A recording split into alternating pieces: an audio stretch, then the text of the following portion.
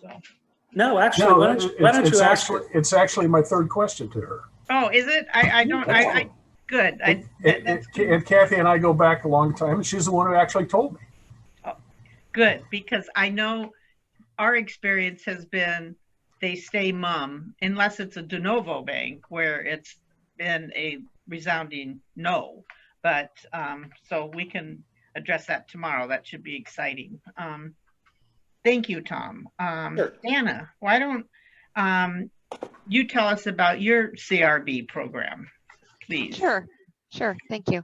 So I'll talk about why we went down this road. So I had been thinking about whether or not the bank should get into the cannabis related business, banking activity. And I thought we could do a really good job in it because of the job that the team does with money service businesses. So I was thinking about leveraging everything we had built in the MSB program. I mean, it's not a one-to-one carryover, but we had built a lot of technology and a lot of monitoring systems that I thought that we could tailor to the cannabis industry. And so I'd been thinking about this, and about the same time, but I didn't do anything about it until one of our existing customers called us. He called me. He's an existing customer, longtime customer, successful businessman. And he said, I want to open up a dispensary. Will you do the banking for me? And I said, I don't know. Why don't we meet? And so we did, and we talked about it. And the deal is you teach me about the cannabis business, and I will teach you about banking cannabis, and we will build a system together. And I felt that if we were going to do this, I wanted to start with a customer. I knew a customer I trusted, a successful person, and a person who would be open and transparent with us and who would take compliance seriously. And I felt that this customer was the perfect place to start. And so that's how we started. But it took a long time before we were ready to bank the customer, because I had to start with the board, and the board was lukewarm to the idea, but they didn't say no. And so I continued to pursue it, and I kept going back to the board, and I said, okay, this is where I'm at now. And I kept telling them, you either pull the plug on me or I'm going to the next step. And they kept letting me go until finally I went to them one day and said, this is the research we've done. This is the program we've developed. These are the things we would need to do to finish the program. And I said, now it's either a yes or a no answer. And they voted to move forward on it. And so we did. And so we built out our CRB program with all of the onboarding tools that we needed to have, all the monitoring tools, and then we started onboarding our cannabis customers. So, and once we started, word gets out. I could probably have, 20 times what I have today, but we're being very selective on who we choose. And most of the customers that we have onboarded have come from referrals from existing customers. And so we're being selective. And so as of today, we have 6 that are in the tier 1, 1 that we're currently working on onboarding. And it does take, as Tom said, it takes months to onboard these customers. We are getting faster at it, especially since we're doing more, we're getting better at letting the customers know what we need and getting through the system a lot faster. We have a tier 2 that's currently pending, and we have 1 in tier 3. And we have 2 hemp customers.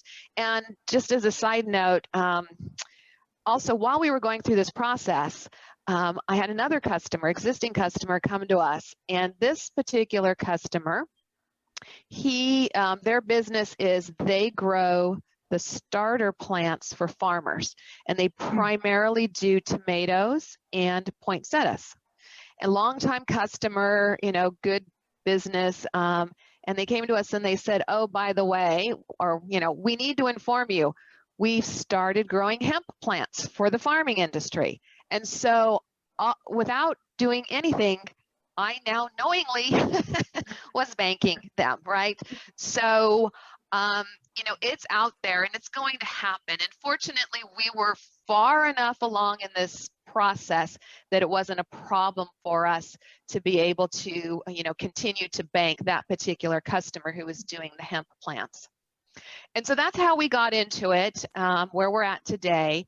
I have my same team and the same comments I had before about the team that I have that does the BSA. Without them, we couldn't have this program. They did an excellent job in developing it and continuing to evolve it. There is still a lot of evolution going on in this particular area for us, particularly in the monitoring and learning how to interact with each one of them. All of the customers are very different. When we were doing our homework, I went on a lot of field trips, and I learned a significant amount about this industry and the variety of businesses and the functions that they do in the vertical integration. And we have a couple customers that are totally vertically integrated, from having the nursery growing their plants, harvesting, and having their own product, selling their product in their own dispensaries, and also selling to other dispensaries, to customers that only are in one segment of the chain. And so it's been very interesting. So we continue to evolve because we have to learn how to monitor each one of these types of businesses. And we're hoping that the state of California gets a little further along in their development of their track and trace system and the type of data that we can leverage. But I think that's a work in progress. So it definitely is a work in progress on the monitoring. Additionally, to make this program work, we assigned just one relationship manager to specialize in these particular customers. For the time being, I didn't want to train a whole bunch of relationship managers on how to onboard these customers. And I think that's what's helped us get a lot more efficient about onboarding these, is just having the one relationship manager who has onboarded all of these customers, and she's getting pretty good at it. We have certain nicknames for her. And then, of course, we've got the continuing onboarding, monitoring. We're doing the risk assessment. So basically all the same stuff that we do for the MSBs, we now do for our cannabis clients. It's a little bit different, but it's still all the same type of activities. We have not had to advertise for this. I get plenty of referrals, but we've been slow. We've been very selective on who we have chosen to bank. One of our requirements in our program is that we will not handle the cash in the branch.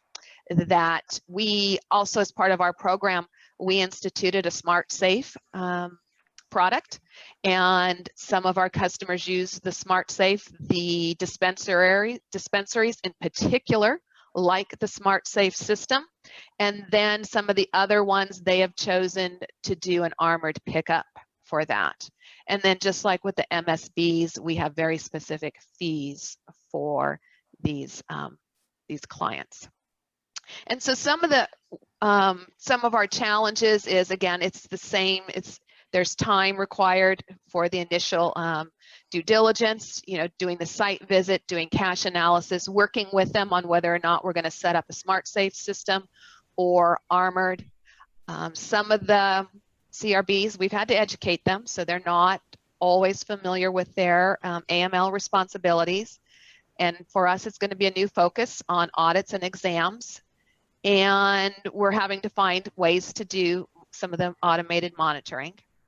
One of the things that we ran into is vendors, our bank vendors that didn't want to provide services to cannabis.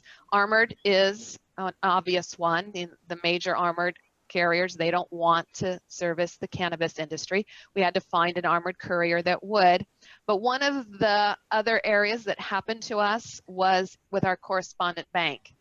our correspondent bank was in Texas.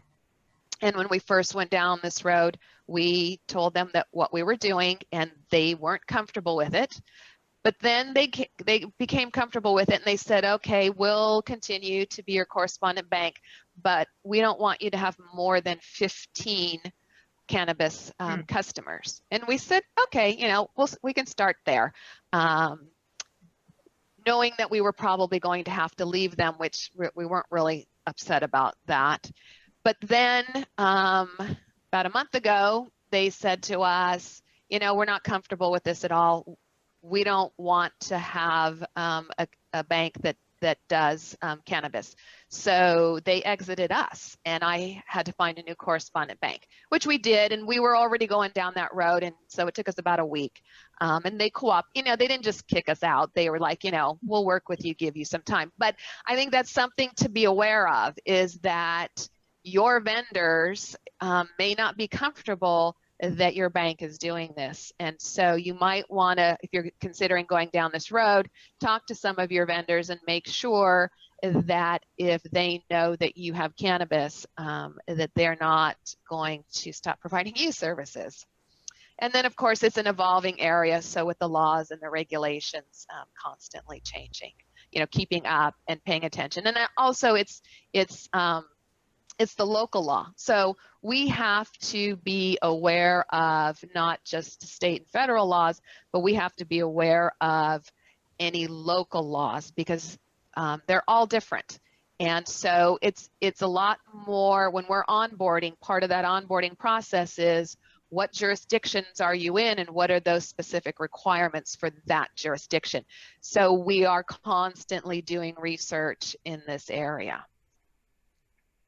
You know, that's pretty much our program. One of the things that I just wanted to add is, in going through this process, I've been surprised by the diversity of the cannabis customers, and also the opportunity. We've seen a great deal of opportunity with this area, and it's not just with the cannabis, but it's also with the tier 2 and the tier 3 cannabis. So for example, we're just about done onboarding a client.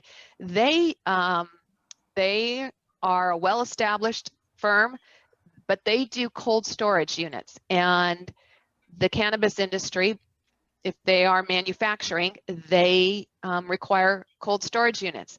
And this particular company, because they were being paid in cash, their bank was uncomfortable with the cash and that it was coming from the cannabis industry. And so they were exiting them, and they went looking for a new bank, and we are now their new bank. And this is, you know, an industry that is, you know, like I said, tier 2, tier 3, but it's a wonderful company that we were able to pick up because we are willing to handle this type of business. So I think that there's a lot of opportunity, not just in tier 1, but in tier 2 and tier 3. Thank you, Dan. I totally agree with you. And it's interesting.